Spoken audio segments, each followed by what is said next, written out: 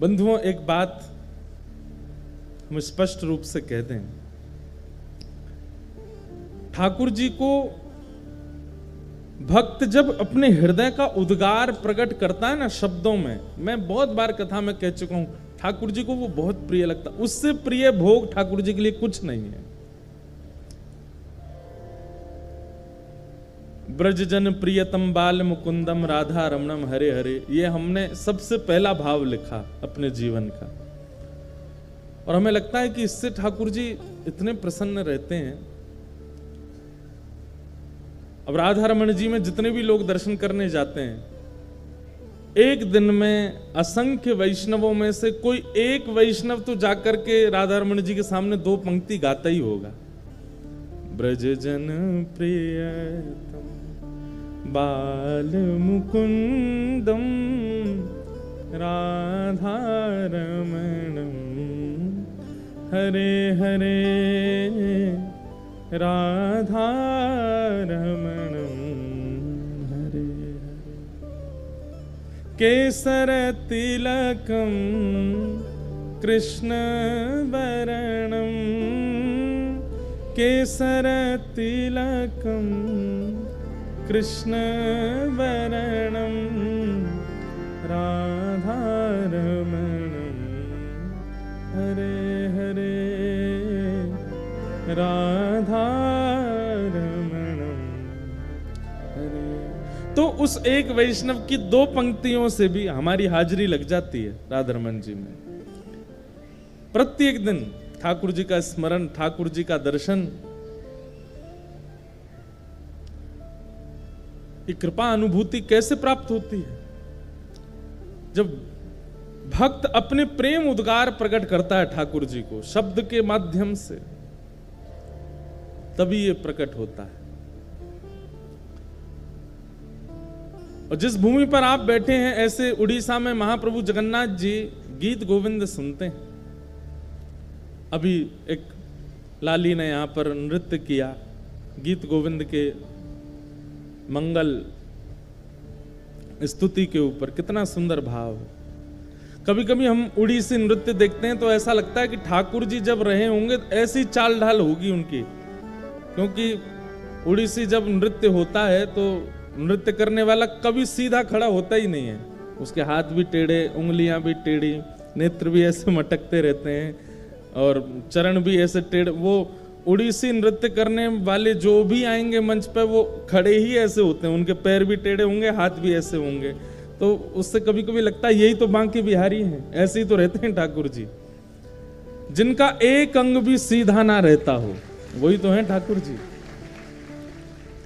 हमारे अष्ट छाप के सखा कहते हैं, सब ही अंग को बाको गिरधर, सब ही अंग को बाको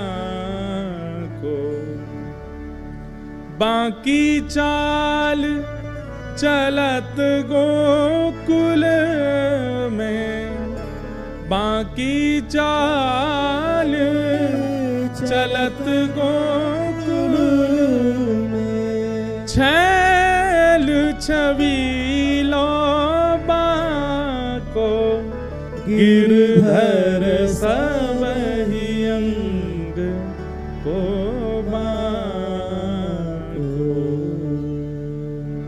सब ही अंग को बाको।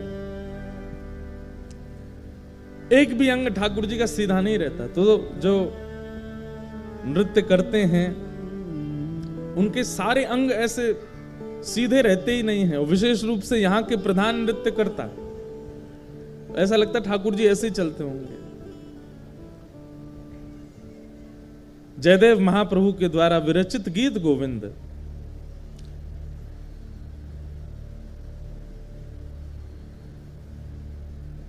भैया वो भक्तमाल ग्रंथ कहां है? श्री भक्तमाल जी में जयदेव महाप्रभु के जब चरित्र का वर्णन श्री नाभा जी करते हैं तो वहां वर्णन करते हुए जो छप्पे गाया है, उस छप्पे में श्री नाभा जी स्पष्ट रूप से इस बात को सबको बता रहे हैं क्या? जयदेव कवि नभ चक्कवे खंड मंडलेश्वर आन कवि, प्रचुर भयो तिहु लोक गीत गोविंद उजागर। बहुत ध्यान से सुनिएगा आज, क्योंकि गीत गोविंद, कल भी गीत गोविंद हमने गाया, आज भी गीत गोविंद, और महाप्रभु जी को इतना प्रिय है, इतना प्रिय है, उसके बारे में थोड़ी हम चर्चा करें। प्रचुर भयो तिहु लोक गीत गोविंद उजागर। गीत गोविंद की महिमा केवल पृथ्वी पर नहीं है। एक बार की बात है कि एक राजा थे, उन राजा के यहां पर देवता भी आते थे, गंधर्व भी आते थे, पाताल लोक के नाग नागिन भी आते थे। तो एक बार उन राजा के उस सभा में, सब लोग इधर देखो, बहुत ध्यान से सुनो, देवी देवता गंधर्वजन और पाताल लोक के, रसातल लोक के, यम लोक के सब जीव भी वहां आए हुए थे, सब देवी देवता आए हुए थे। तो राजा ने सबकी अगवानी में सबको विराजमान करके किन्हीं गायकों को बुलाया, और उन गायकों ने आकर के गीत गोविंद गाया, जयदेव महाप्रभु के द्वारा रचित। तो गीत गोविंद सुनकर के राजा ने उन सबसे कहा कि आपको ये संगीत कैसा लगा? तो स्वर्गलोक के देवी देवता और रसातल लोक के यमदूत आदि ये सब क्या बोले? बोले ये तो हम रोज सुनते हैं। क्यों? बोले हमारे लोकों में भी इसका पाठ होता है। तब से ये बात प्रचलित हुई कि भैया गीत गोविंद केवल पृथ्वी पर प्रचलित नहीं है, इसको तीनों लोकों में सुना जाता है, सब सुनते हैं। अगर व्यक्ति को गीत गोविंद याद हो, और भगवान ना करे ऐसा कभी हो नहीं सकता कि गीत गोविंद याद हो और उसको यमदूत पकड़ने आ जाएं। यमदूत कब आते हैं? मृत्यु काल में आते हैं। वैसे तो गीत गोविंद याद करने वाले को यम यातना नहीं भोगनी पड़ेगी, लेकिन बाई चांस फिर भी जीवन के अपने व्यवहार स्वभाव नहीं बदले, लेकिन गीत गोविंद याद कर लिया और अंतिम काल में उसके व्यवहार स्वभाव के कारण कहीं अगर यमदूत आ गए और उसने केवल अगर इतना ही गा दिया ना, श्रुत कमला कुछ मंडल धृत कुंडल ए, तो यमदूत वहीं हाथ जोड़ करके खड़े हो जाएंगे, हाथ जोड़ कहेंगे भैया तुम यमलोक के अधिकारी नहीं हो, चलो हम तुम्हें सीधे महाप्रभु जगन्नाथ जी के पास ले चलते हैं। और यमदूत तो क्या ले जाएंगे, यमदूत वहां से अंतर ध्यान होंगे, विष्णु दूत आएंगे और लेकर के जाएंगे। गीत गोविंद का ऐसा भाव। तो प्रचुर भयो तिहु लोक गीत गोविंद उजागर, तीनों लोकों में उसका गुणगान गाया जाता है, केवल पृथ्वी लोक पर गीत गोविंद प्रचलित नहीं है। हमने तो कितने अनुभव किए हैं। गीत गोविंद के प्रति एक हम आप लोगों को सावधानी बताना चाहते हैं, बस वो ध्यान से सुनिए।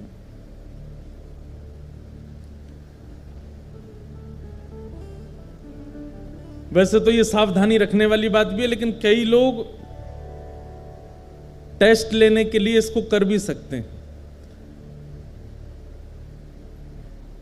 कि प्रयास करें कि गीत गोविंद जब गाया जाए और गीत गोविंद का जब पाठ किया जाए तो उस समय स्थान, मौसम और लोगों को देख लिया जाए। अगर स्थान उचित नहीं है, ये विचार कर लेना चाहिए कि महाप्रभु अगर जगन्नाथ जी यहां आए तो उनके योग्य व्यवस्था है कि नहीं।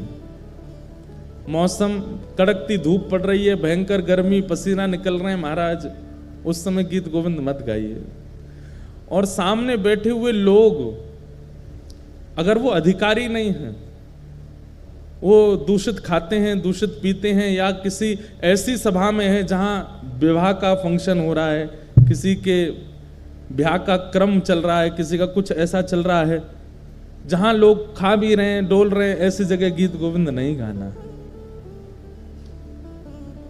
अधिकार का विचार करके गीत गोविंद का प्रस्तुतिकरण और गायन करना। अब ये भागवत की कथा है, यहां सब योग्य बैठे हैं, महाप्रभु जी विराजमान है, भागवत जी विराजमान है, इतने सारे वैष्णव विराजमान, यहां गीत गोविंद गाएं, ठाकुर जी आएंगे, विराजेंगे। क्योंकि अष्टपदी अभ्यास करे तही बुद्धि बढ़ावे और श्री राधा रमण प्रसन्न सुनन निश्चित तह आवे।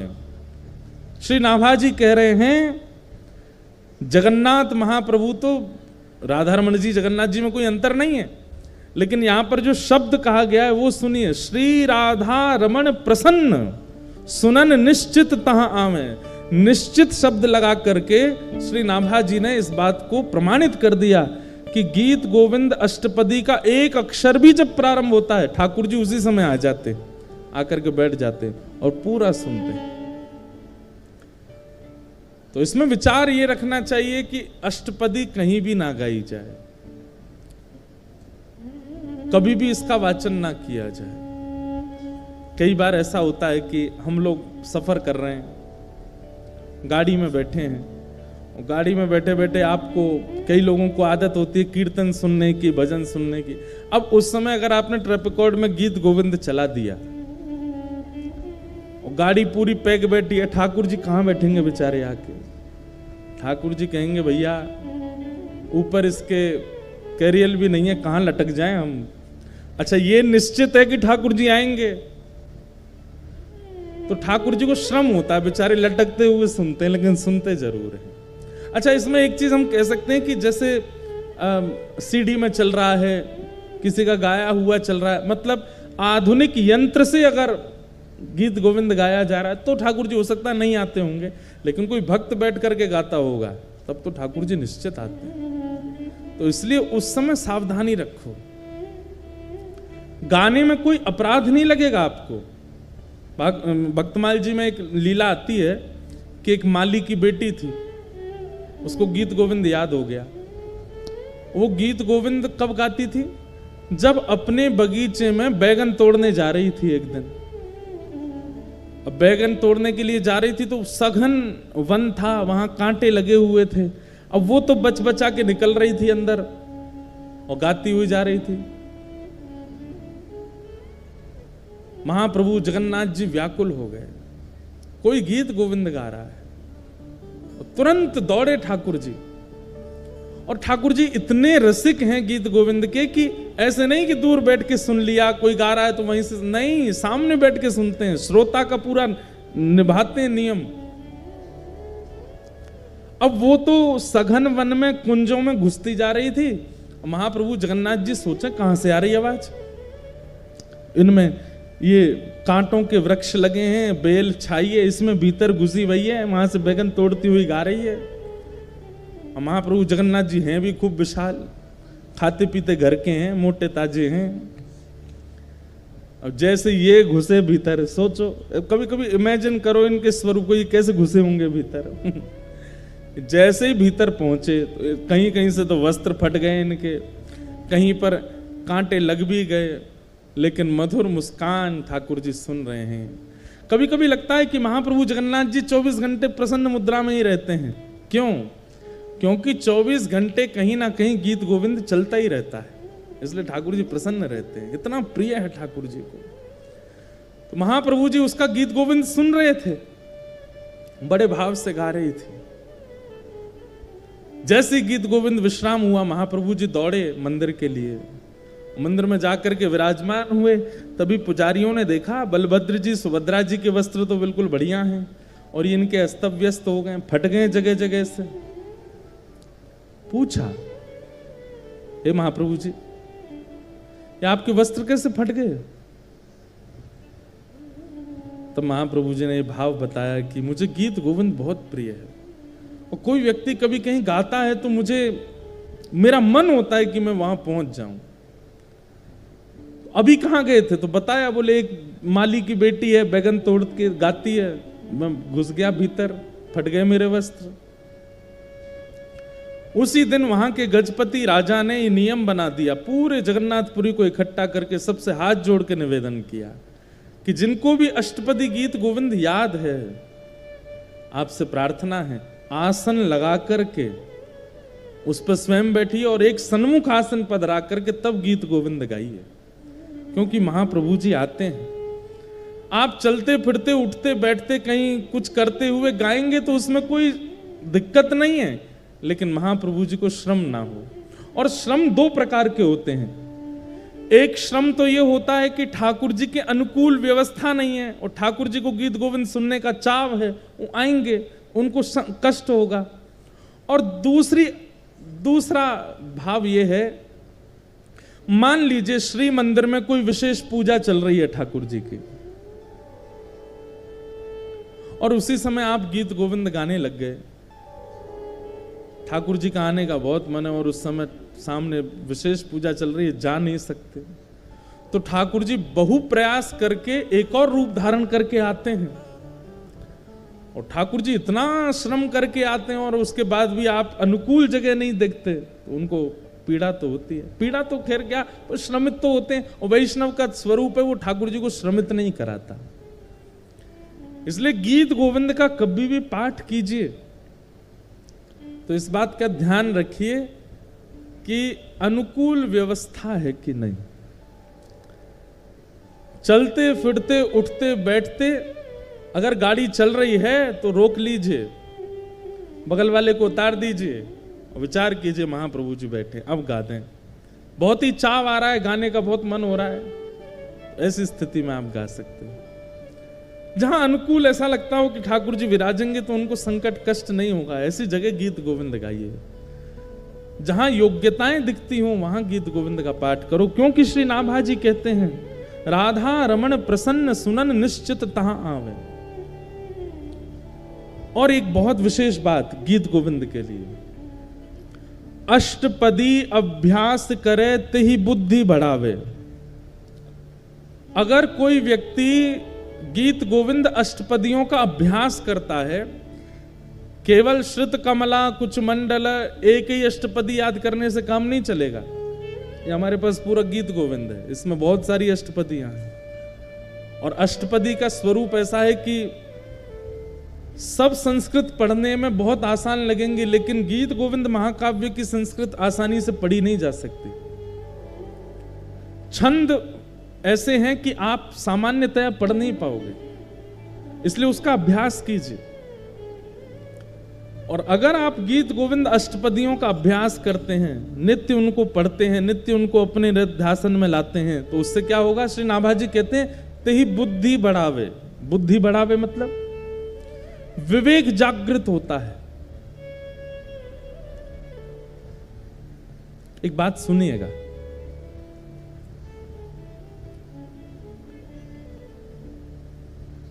तीन प्रकार के दुख होते हैं जीवन में, बहुत ध्यान से सुनिए। तीन प्रकार के दुख होते हैं, कर्म, काल और स्वभाव। सबसे पहले दुख का कारण क्या है? हमारा कर्म। हम जैसा करते हैं हमको भोगना पड़ता है, चाहे कितना भी बड़ा व्यक्ति हो, अगर उसने गलत किया है उसको भोगना पड़ेगा। हां, ऐसा होता है कि आपने अगर गलती की और बाद में आपको उसका आभास हो गया कि मैंने गलत किया, और उसका अगर आपने प्रायश्चित किया तो गलती से मिलने वाला जो आपको दंड है वो 40% कट जाएगा, 60% तो फिर भी भोगना पड़ेगा।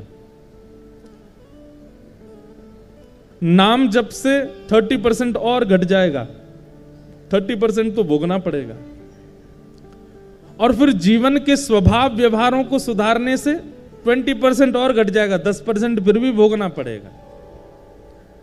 और 10% जब बच जाए तो अगर वैष्णव बुद्धि होगी आप उसको स्वीकार करके भोग लोगे, आप उससे भागोगे नहीं। मेरा कर्म है, अब आ रहा है तो आने दो, 10% तो भोग ही लोगे। तो पहले दुख का कारण कर्म, दूसरे दुख का कारण है काल, समय। सब लोग इधर देखिए, ध्यान से सुनो। और जब काल दुख रूप धारण करता है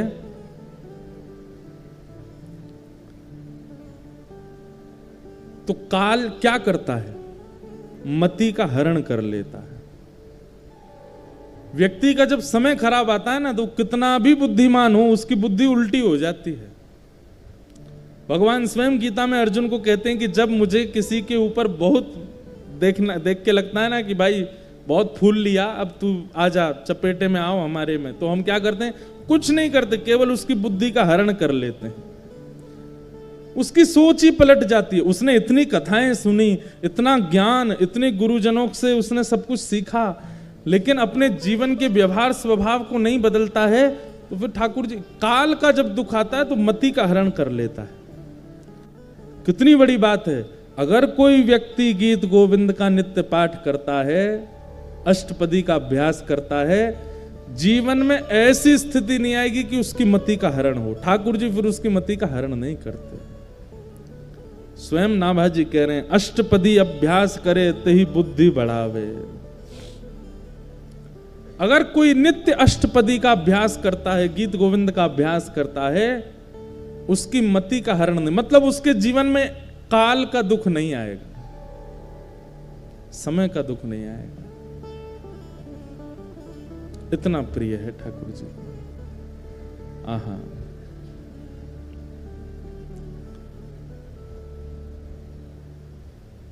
अरे और कहां तक कहें। जब जयदेव महाप्रभु पहुंचे और श्री जगन्नाथ महाप्रभु का दर्शन करते हुए गा रहे थे, श्रित कमला कूच मंडल धृत कुंडल धृत कुंडल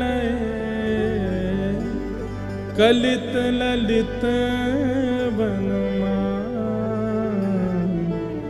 वनमाल तक पहुंचे थे। बस गाना तो चाह रहे थे जय जगदीश हरे, लेकिन श्री जगन्नाथ महाप्रभु अपने मधुर अधरों से गाने लगे, जय जय देव। आज जय जगदीश हरे नहीं होगा, आज जय जय देव हरे होगा। हे जयदेव, तुम्हारे इन भावों को हम प्रणाम करते हैं। हमारी इन अंतरंग स्थितियों को तुम लिख रहे हो, हम वंदन करते हैं। श्री जयदेव महाप्रभु वो पहले ब्याह नहीं कर रहे थे।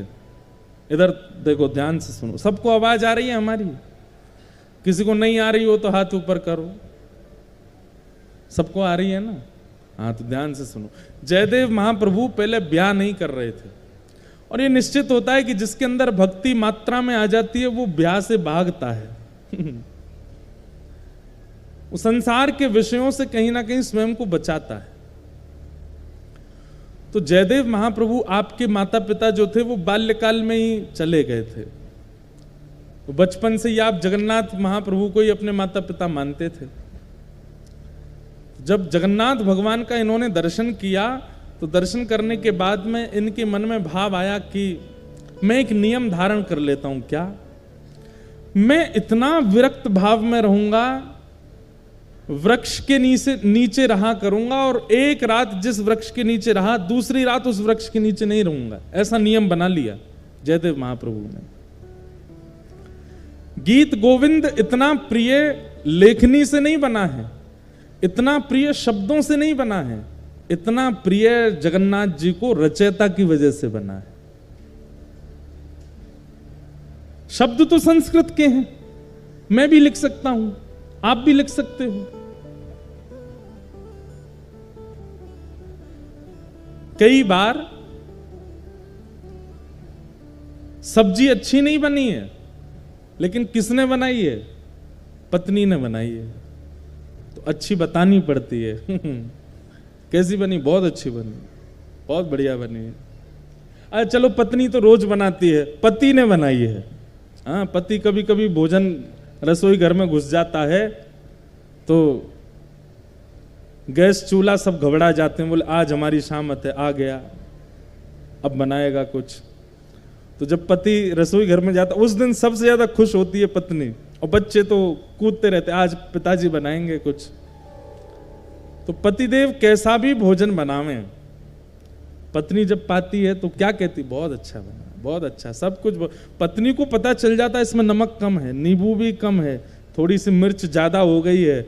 बच्चों को कहती है नहीं नहीं, इसका पेट भरा, इसको मैं दोबारा खिलाऊंगी। वो फिर बाद में सही करके बच्चों को खिलाती है, लेकिन पति से क्या बोलती है? बहुत अच्छा बना है। मतलब सामग्री से कई बार प्रेम नहीं होता है, सामग्री बनाने वाले से प्रेम होता है। महाप्रभु जगन्नाथ जी को सामग्री तो बहुत प्रस्तुत करने वाले हैं, पर प्रस्तुत करने वाला कैसा है उससे ठाकुर जी को सामग्री अच्छी लगती है। ये गीत गोविंद इतना प्रिय क्यों है ठाकुर जी को? क्योंकि जयदेव महाप्रभु, और उन जयदेव महाप्रभु ने ऐसा नियम बना लिया कि मैं एक वृक्ष के नीचे एक रात रुकूंगा और अगले दिन दूसरे वृक्ष के नीचे चला जाया करूंगा।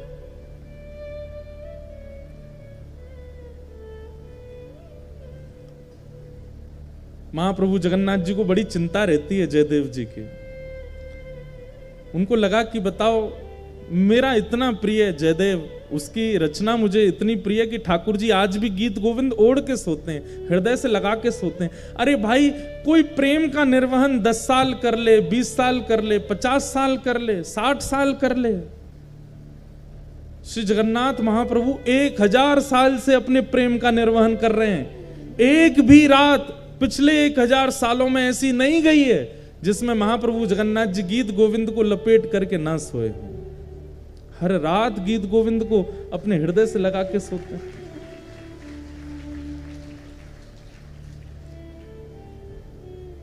अरे, प्रेम विवाह करने वालों के भी प्रेम चलते हैं, लेकिन कुछ वर्षों में कुछ खंडन तो उनके प्रेम में भी आता है।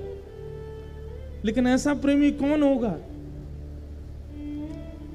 महाप्रभु जगन्नाथ जी सोते ही नहीं है बिना गीत गोविंद के। जब तक गीत गोविंद का पाठ नहीं होता नहीं सोते। और केवल जगन्नाथ जी नहीं, बद्रीनाथ चले जाओ, वहां पर भी गीत गोविंद का पाठ होता है, द्वारिका में भी गीत गोविंद का पाठ होता है। गीत गोविंद रात में सुनेंगे तभी ठाकुर जी को नींद आती है, तभी सोते हैं, क्योंकि रचयिता जयदेव है। और वो जयदेव हैं कैसे? उन्होंने नियम ले लिया कि मैं एक वृक्ष के नीचे एक रात रहूंगा, अगले दिन दूसरे वृक्ष के नीचे सोते थे। इतना संग्रह भी नहीं किया कि कहीं मैं एक वृक्ष के नीचे 4 दिन रहा तो ऐसा ना हो जाए कि ये वृक्ष और ये स्थान मेरा है। लेकिन महाप्रभु जी को चिंता होती है जयदेव महाप्रभु की, मेरा जयदेव एक वृक्ष के नीचे सोता है। इतनी बड़ी रचना गीत गोविंद करने वाला एक वृक्ष के नीचे सोता है। तभी श्री जगन्नाथ जी ने एक योजना बनाई, और एक सुदेव नाम का ब्राह्मण था। उस सुदेव ब्राह्मण के कोई संतान नहीं थी।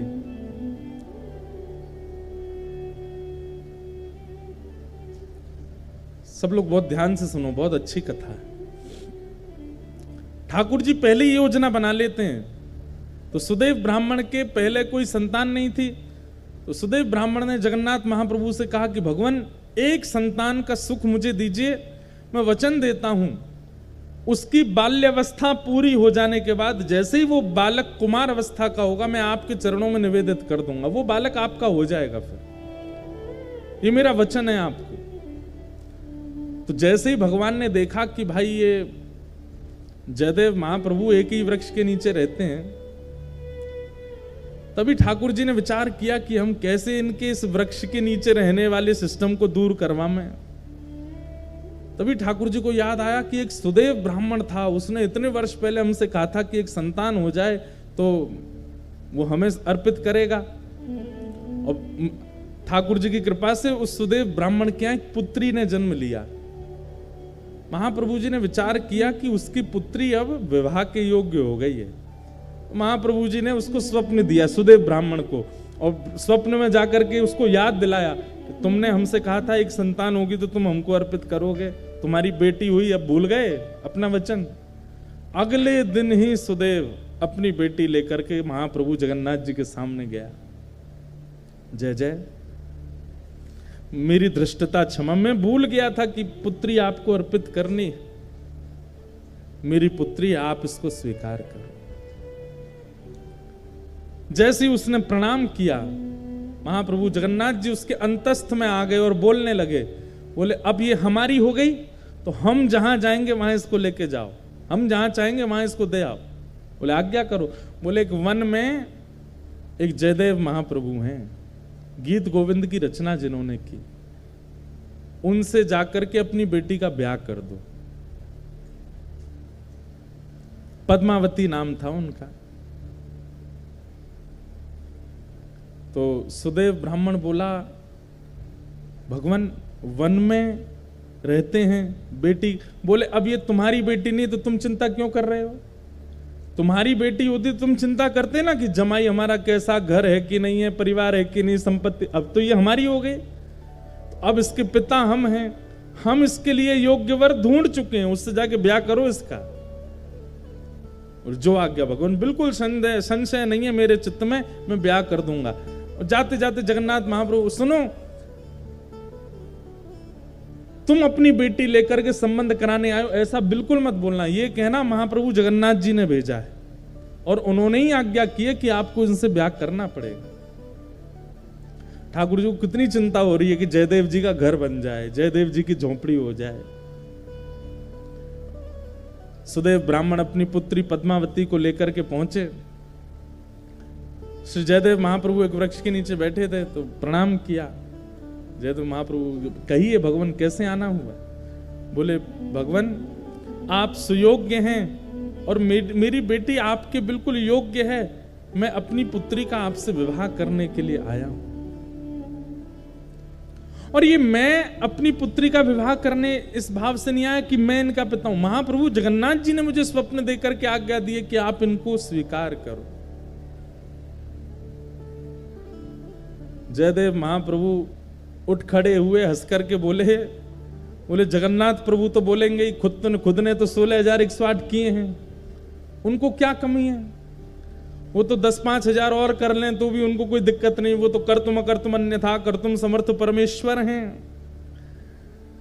वो संभाल भी सकते हैं। पर मैं कैसे संभालूंगा इनको? मैं तो एक वृक्ष के नीचे एक रात रहता हूं, फिर दूसरे वृक्ष के नीचे दूसरी रात गुजारता हूं, तीसरे मेरा कोई ठिकाना नहीं है।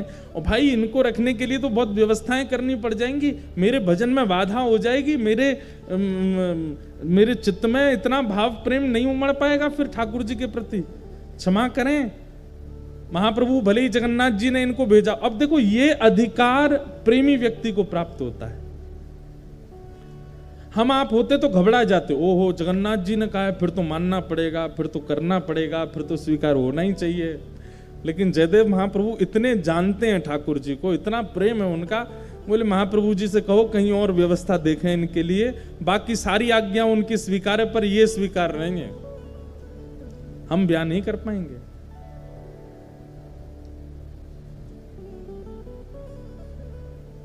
और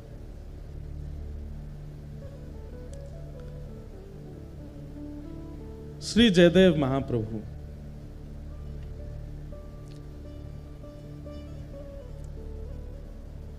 मना कर देते हैं, नहीं करेंगे। अरे आप कैसे व्यक्ति हैं, महाप्रभु जी की आज्ञा नहीं मान रहे हो, जगन्नाथ जी की आज्ञा नहीं मान रहे हो? बोले हमें स्वीकार है, हम बिना आज्ञा के ही रह लेंगे, लेकिन ये नहीं करेंगे।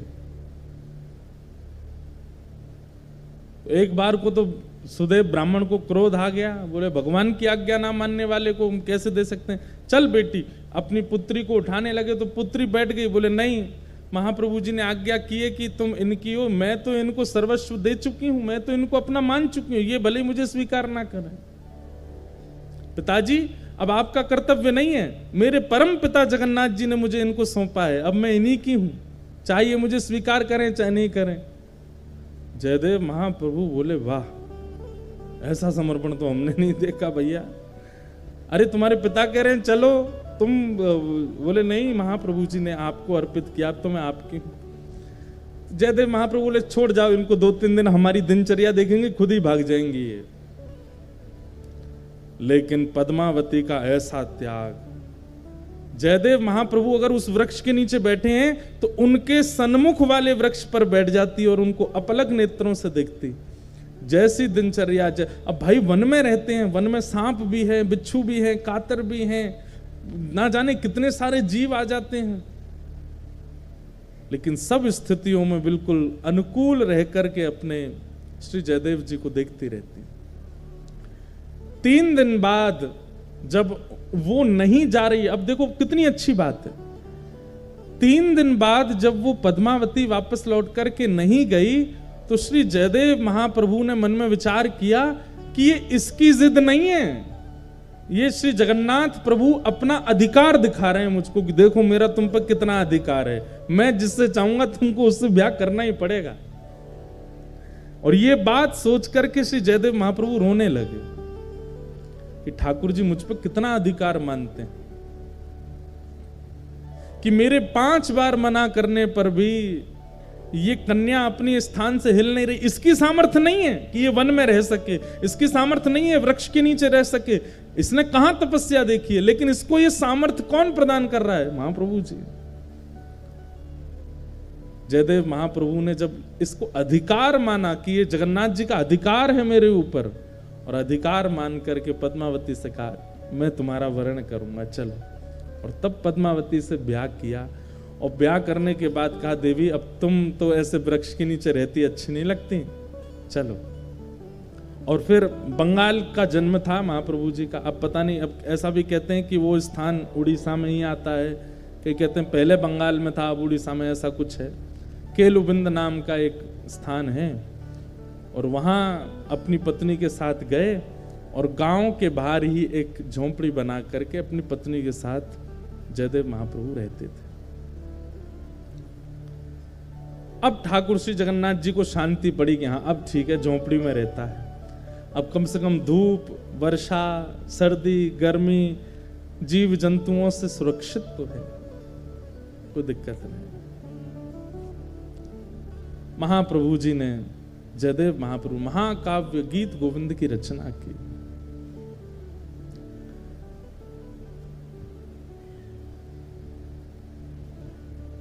और ऐसा कहीं कहीं वर्णन आता है कि जयदेव महाप्रभु बोलते थे और उनकी पत्नी जो पद्मावती थी वो लिखती थी, वो उनसे लिखवाने का क्रिया करते थे। ठाकुर जी के अंतरंग लीलाओं को वर्णन करते और पत्नी से कहते तुम लिखो। दोनों दंपति मिलकर के महाप्रभु जगन्नाथ जी के यश का गान कर रहे हैं, ठाकुर जी की लीला का स्मरण कर रहे हैं। एक बार एक अष्टपदी का सुंदर भाव आया चित्त में, और उस अष्टपदी में रास बिहार का वर्णन कर रहे थे श्री जयदेव महाप्रभु। तो रास बिहार का वर्णन करते करते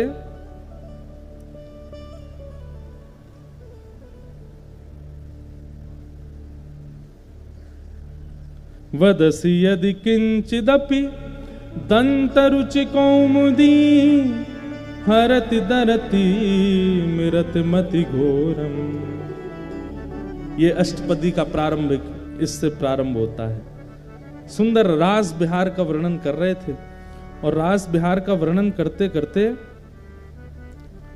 उनके मन में एक सुंदर भाव आया। क्या? भण मृषण वाणी करवाणी चरणद्वयम् सरसल सलद तत्कसुरागम स्मर गरल खंडनम मम शिरसि मंडनम देहि पद पल्लव मुदारम। अब इस भाव में ऐसा वर्णन है कि ठाकुर जी किशोरी जी के साथ रास बिहार कर रहे हैं, और रास बिहार करते करते ठाकुर जी आते हैं और थकी हारी किशोरी जी बैठी हैं, और किशोरी जी को थके हारा जान करके ठाकुर जी मन में सोचते हैं कि आज मैं अपने मन की इच्छा पूरी कर लूं। क्या है मन की इच्छा? और ठाकुर जी की मन की इच्छा है कि मैं एक बार किशोरी जी के दोनों चरण पकड़ करके अपने सिर पर धर लूं, और किशोरी जी ये करने नहीं देते। ठाकुर जी किसी ना किसी कौतुक से प्रणाम कर लेते हैं, सिर कभी कभी माथे नीचे धर लेते हैं किशोरी जी के चरणों में, लेकिन ठाकुर जी का क्या मन है कि जो पैर का तलवा है ऐसे किशोरी जी के दोनों पैर ये बैठी हों और इनके दोनों पैर पकड़ के ऐसे अपने सिर पर धर लूं। अब देखो कितनी गंभीर बात है, ध्यान से सुनना। जयदेव महाप्रभु नेत्र बंद करके चिंतन कर रहे हैं, और चिंतन करते करते उनको दृश्य क्या दिखा कि ठाकुर जी ने देखा किशोरी जी थकी हारी बैठी हैं एक शिला पर, और तुरंत ठाकुर जी सोचते हैं आज अच्छा समय है, किशोरी जी के दोनों चरण उठा करके अपने श्री मस्तक पर रख लूं। जयदेव महाप्रभु कहते कहते रुक गए, और रुक क्यों गए? बोले कहीं ऐसा तो नहीं कि ठाकुर जी और किशोरी जी के इस भाव को मैं जो देख रहा हूं मेरी पत्नी किसी अन्य भाव में ले जाए।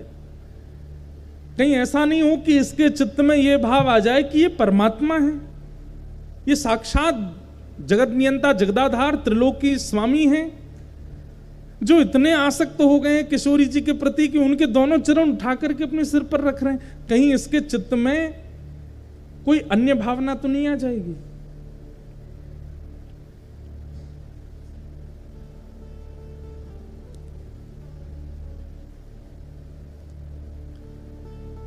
बोलते बोलते जयदेव महाप्रभु रुक गए और तुरंत मन में विचार किया कि मैं अपना नित्य क्रम करे आता हूं और इसको मैं थोड़ा परिवर्तित करके बोलूंगा, ऐसा कोई भावना आवे जिससे इसके चित्त में कोई दुर्भाव प्रकट हो जाए।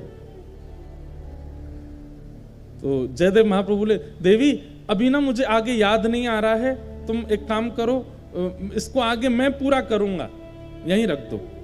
और कलम और गीत गोविंद की पुस्तिका वहीं रख करके जयदेव महाप्रभु बोले, तुम भोजन प्रसाद तैयार करो, मैं गंगा स्नान करके आता हूं और स्नान करके आके फिर प्रसाद पाके फिर लिखूंगा। ठीक है। अब वो चली गई प्रसाद बनाने, जयदेव महाप्रभु चले गए गंगा स्नान करने। इतने में ठाकुर जी ने मन में विचार किया कि इस भाव को लिखने में इनको संकोच क्यों हो रहा है। अरे किशोरी जी के चरण मुझको सिर पर धारण करने में कोई दिक्कत नहीं है, ये जयदेव महाप्रभु संकोच क्यों कर रहे हैं इस भाव को वर्णन करने में? और बोले ये स्नान करके आएंगे, इसको परिवर्तित करके कुछ और लिख देंगे, और लेकिन मैं चाहता हूं कि यही लिखा जाए। तभी जयदेव महाप्रभु का रूप धारण करके स्वयं श्री जगन्नाथ जी आ गए। और जयदेव महाप्रभु के रूप में जैसे आए, पत्नी बोली, बड़ी जल्दी स्नान कर आए। हाँ देवी, वो मुझे पंक्ति याद आ गई थी, आगे जो लिखनी है, लाओ कलम दो, मैं लिख देता हूं। और तुम भोजन बन गया? बोले हाँ तैयार है। बोले लगाओ थाली, मैं भी पंक्ति लिख देता हूं। और श्री जगन्नाथ महाप्रभु ने जयदेव जी का रूप धारण करके इस पंक्ति को लिखा। क्या? भण मृषण वाणी करवाणी चरणद्वयम् सरसल सदल कथ सुरागम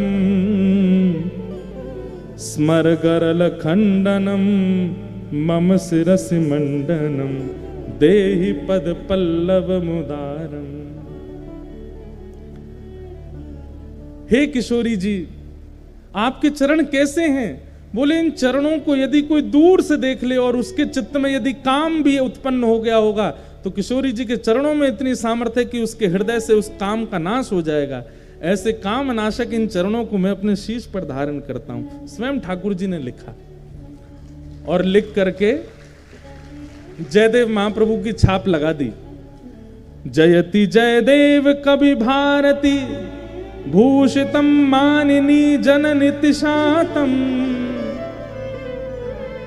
जयदेव महाप्रभु की छाप लगा करके और पूरी पंक्ति पूरी करके, देवी भोजन लगाओ। पत्नी ने, पद्मावती ने भोजन बनाया, ठाकुर जी ने प्रेम से पाया। और नियम था पद्मावती का कि जयदेव महाप्रभु पाते, फिर उसी थाली में जो बच जाता उसमें ही थोड़ा परोस के पाती थी। आज ठाकुर जी ने अपना अधरामृत दे दिया पद्मावती को, और पद्मावती ने प्रेम से उसी में ही दाल भात मिला करके पाया। आज तो ऐसा अद्भुत, आज पद्मावती बोली, ऐसा लगता है मेरे हाथों में लक्ष्मी आ गई है। कितना सुंदर स्वाद, ऐसा लगता है जगन्नाथ महाप्रभु का भात पा रही हूं क्या। बड़े आनंद में निमग्न होकर के एक एक कोर पा रही थी। तभी जयदेव, असली जयदेव आ गए। और वो जयदेव कहां गए? बोले देवी मैंने तो बहुत पा लिया, अब मैं सोने कक्ष में जा रहा हूं, तुम पालो। जगन्नाथ जी तो चले गए भीतर कक्ष में, असली जयदेव जी आए। आकर के अपनी पत्नी को देखा, वाह देवी, इतनी जोर की भूख लगी कि आज हमसे पहले ही पा लिया आपने। पद्मावती बोली, क्या कह रहे हैं? बोले तुम रोज हमको पवाती हो, फिर हमारे बात पाती हो, आज हमसे पहले ही पा रही हो। पद्मावती बोली, कुछ खा पी लिए हैं क्या आप? अरे अभी अभी तो आप प्रसाद पाके सोने गए थे, आपका जो बचा थाल में वही मैं पा रही हूं। जयदेव महाप्रभु बोले मैं तो तब का गया, गंगा स्नान करके और संध्या वंदन करके अब लौटा हूं, मैं कहां प्रसाद पाया मैंने अभी। अरे आप थोड़ी देर पहले आ तो गए थे, बोले मुझे पंक्ति याद आ गई है, जल्दी कलम दो, और तुरंत आप लिखने बैठ गए और लिख करके आज बड़े खुश हो रहे थे, बड़े आनंद से अपना ही नाम गा रहे थे, वाह जयदेव कह रहे थे। और फिर प्रसाद प्रेम से आपने पाया और सोने गए हो भीतर, पीछे से निकल के फिर आ गए हो बाहर, ये क्या लीला कर रहे हो आज। जयदेव महाप्रभु बोले मैं पंक्ति लिखने आया था। बोले हाँ, कहाँ है? गीत गोविंद काव्य। बोले वो वहीं जहां आप रखते हैं वहीं रखा है। तुरंत दौड़ करके गए और जैसे ही उस पंक्ति को देखा, जिस पंक्ति को लिखने में संकोच जयदेव महाप्रभु कर रहे थे, सुंदर अक्षरों में श्री जगन्नाथ जी अपने हाथों से लिख करके गए। और जब अंतिम पंक्ति पड़ी, जयति जयदेव कवि भारती, जयदेव की जय जय हो, जो भारत में ऐसा भूषण रत्न जयदेव प्रकट हुआ उसकी जय जय हो। अपने प्रति ये मान सम्मान महाप्रभु जी के द्वारा सुन करके देख करके जयदेव जी रो पड़े। तुरंत पत्नी से बोले चलो जगन्नाथपुरी। महाप्रभु जी के सन्मुख आकर के इतना रोए, नाथ आप कितना स्नेह देते हैं, कितना प्रेम करते हैं, सर्व भावों से आपने मुझे युक्त कर दिया है। मैंने क्या दिया आपको? केवल शब्द ही तो प्रकट कर रहा हूं, इससे अधिक तो मैं कुछ करता नहीं आपके लिए। ना कभी कोई रत्न चढ़ाए हो, ना कभी कोई भेष चढ़ाया हो, ना कभी महाप्रसाद लगाया हो, ना कभी 56 भोग का कोई मनोरथ जगन्नाथपुरी में कोई विशेष उत्सव किया हो, कुछ नहीं। दूर बैठा बैठा केवल शब्द प्रस्तुत करता हूं और आप इतने प्रसन्न हो जाते हैं। जयदेव महाप्रभु को देख करके जगन्नाथ जी कहते हैं ये सबसे प्रिय भोग है मेरा, जब कोई भक्त अपने शब्द प्रकट करता है, ये मुझे सबसे ज्यादा प्रिय लगता है। इसलिए भैया ये गीत गोविंद महाकाव्य, इसको सामान्य स्तुति मत समझिएगा। ना तो शरीर के रोग दूर होंगे, ना घर परिवार के कलेश दूर होंगे। गीत गोविंद कोई हनुमान चालीसा की तरह पाठ नहीं करना, भूत पिशाच निकट नहीं आवे, महावीर जब नाम सुनावे। गीत गोविंद तो प्रेम लक्षणा भक्ति प्रदान करता है। ऐसे गीत गोविंद को हम बारंबार प्रणाम करते हैं और जयदेव महाप्रभु के प्यारे श्री जगन्नाथ जी को बारंबार वंदन करते हैं कि आप इतने कृपालु हैं कि इतनी सहज अक्षरों पर आप प्रसन्न हो जाते हैं।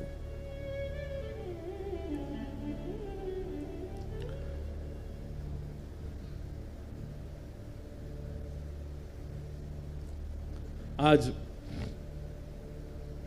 आधी से ज्यादा कथा तो गीत गोविंद पे ही हो गई, लेकिन अच्छा है ना, महाप्रभु जी को प्रिय है।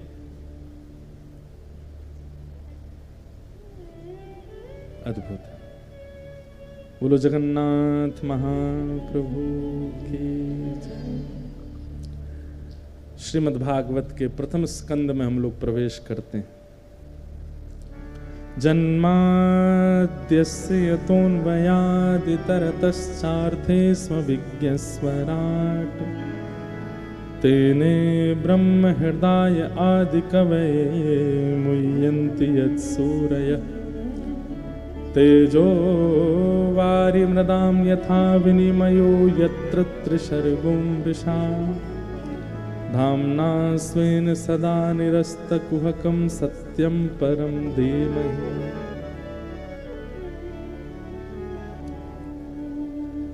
श्री जयदेव अब देखो एक बात मेरे को अब आ रही है रह के याद, तो मैं क्या करूं बताओ। मैं तो चाह रहा हूं कि, लेकिन जयदेव महाप्रभु का एक प्रसंग हमने पढ़ा है। जो लोग कहते हैं कि ठाकुर जी हमको वृंदावन नहीं बुलाते या हमको वृंदावन में नहीं, इतने साल हो गए हमको वृंदावन नहीं जाने को मिल रहा है, आदि आदि लोग भाव रखते हैं। श्री जयदेव महाप्रभु भी पूरा जीवन व्यतीत करने के बाद वृंदावन गए, अपने अंतिम दिनों में वृंदावन पहुंचे और जैसे ही वृंदावन पहुंचे हैं बस फिर ज्यादा देर रह नहीं पाए। यमुना जी का दर्शन किया, लता कुंज वृक्षों का दर्शन किया, गिरिराज जी का दर्शन किया, रच को माथे से लगाया और श्री जयदेव महाप्रभु फिर ब्रज में ही विलीन हो गए। उसी दिन अपने प्राणों का परित्याग वृंदावन में ही किया। हमारे श्री नंददास जी अष्टछाप के कवि एक बहुत सुंदर पद गाते हैं, और वो पद जब मैंने पढ़ा तो मुझे लगा कि श्री जयदेव महाप्रभु के मन में ये भावना प्रकट हुई होगी वृंदावन के प्रति।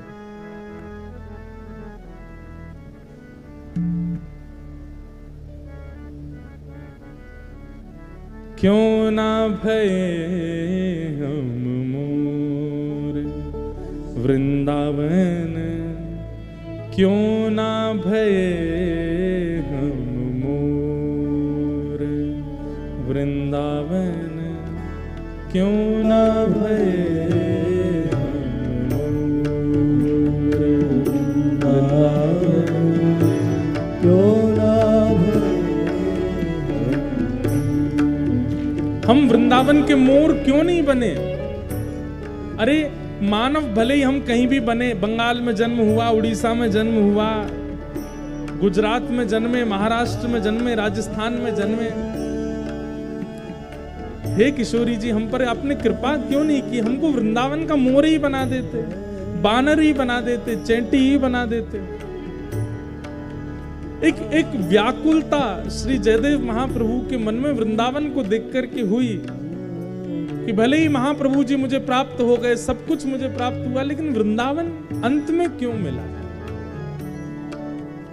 हाँ क्यों ना भये हम मोर वृंदावन, क्यों ना भये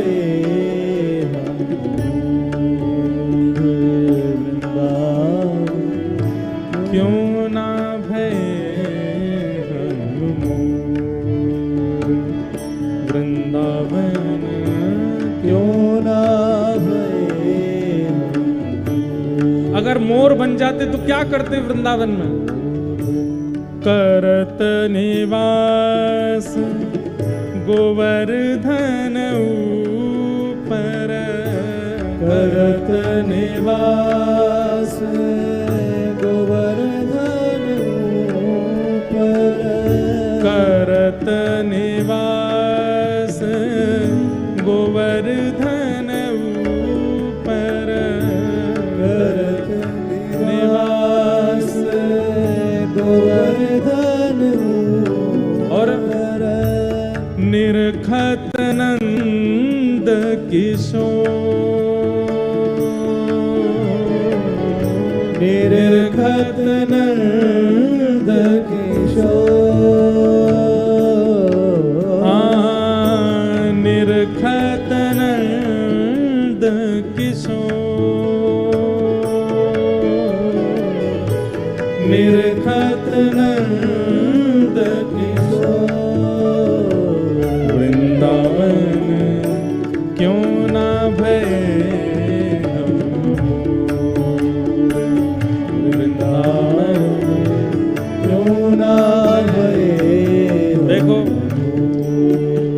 पद मुझे नहीं गाना है, ये मेरे लिए है भी नहीं है, आपके लिए है, लेकिन दुर्भाग्य मुझे मैं ही गा रहा हूं। आपको गाना चाहिए। हम तो वृंदावन के मानव हैं, हमको मोर क्यों बनना है।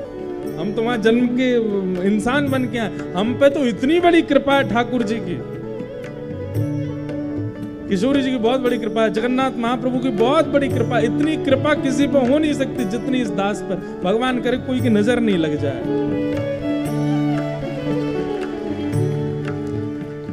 और ये कालिया बैठे ना हमारे संग, नजर लगेगी नहीं। कोई कहता आप यहाँ पे बिंदी लगा के आओ, कोई कहता पैर उनमें काजल लगा के जाओ, कोई कहता गंडा, ये तो आज एक माता जी पहना गई आपको नजर नहीं लगे। अरे जिसके संग साक्षात काजल घूम रहा है उसको नजर कैसे लगेगी। तो ये भाव मुझे नहीं गाना है, मैं तो मानव हूं वृंदावन का, आपको गाना है। ओ वृंदावन क्यों ना भये हम वृंदावन क्यों ना भये हम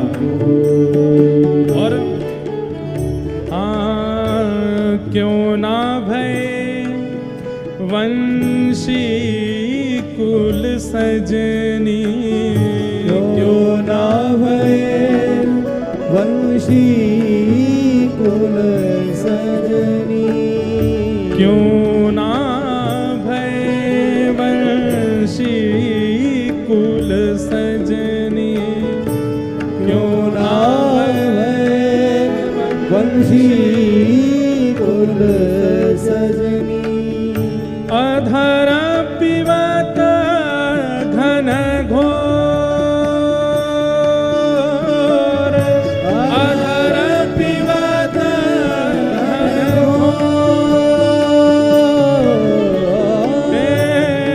अधर पिबत घन घोर अधर पिबत घन घोर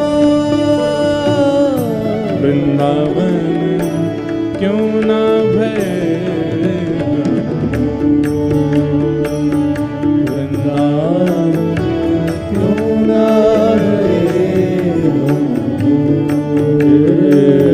वृंदावन क्यों ना भये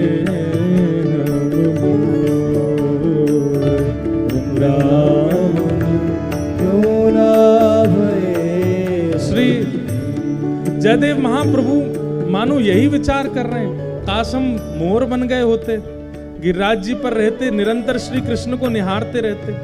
काश हम वंशी कुल में जन्मे होते, ठाकुर जी के अधर पर बैठ। अरे इतने मंदिर हैं वृंदावन में, कहीं वंशी बन के आते, किसी मंदिर में किसी ठाकुर जी के अधर पर तो लग जाते। राधा रमण, राधा वल्लभ, बांके बिहारी, मदन मोहन, गोविंद देव, गोपीनाथ, श्री जुगल किशोर, कितने मंदिर हैं। कहीं तो हमको अधर पर धारण करा दिया जाता। और फिर तीसरी बात क्या कह रहे हैं, क्यों ना भये गुंजाबन बेली क्यों ना भये गुंजाबन बेली। हम किसी वन के पुष्प क्यों नहीं बने, हम किसी वन की गुंजामाला क्यों नहीं बने। क्यों ना भये गुंजाबन बेली क्यों ना भये गुंजाबन बेली। रहत श्याम जू की ओर, रहत श्याम जी की ओर, रहत श्याम जू की ओर, रहत श्याम जू की ओर। क्यों ना भये मकरा कृत कुंडल क्यों ना भये मकरा कृत कुंडल। क्यों ना भये मकरा कृत कुंडल। क्यों ना भये मकरा कृत कुंडल। श्याम श्रवण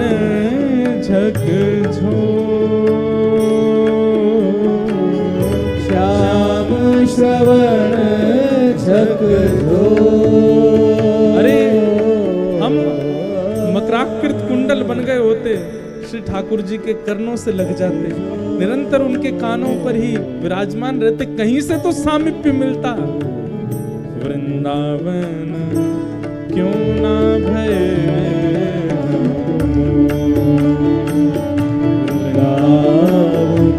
क्यों ना भये वृंदावन क्यों ना भये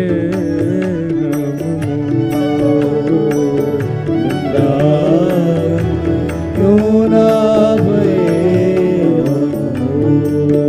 श्री परमानंद दास जी का पद है, परमानंद दास को ठाकुर परमानंद दास को ठाकुर परमानंद दास को ठाकुर परमानंद दास को ठाकुर गोपीन के चित गोपीन के चित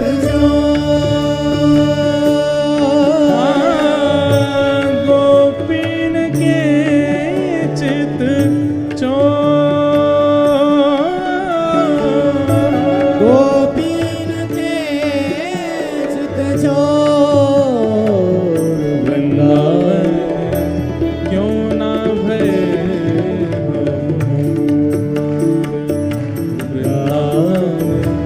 क्यों ना भये वृंदावन क्यों ना भय वृंदावन क्यों ना भये श्री जयदेव महाप्रभु के चित्त में ये भाव प्रकट हो। भले ही हम जयदेव बने, भले ही हमने गीत गोविंद की रचना की, महाप्रभु जी को खूब प्रसन्न किया।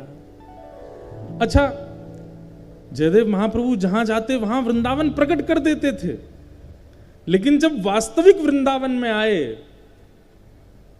तो कहते हैं कि वृंदावन देख करके, वृंदावन में भ्रमण करके महाप्रभु जी ने फिर वृंदावन में ही अपने आप को विलीन कर दिया।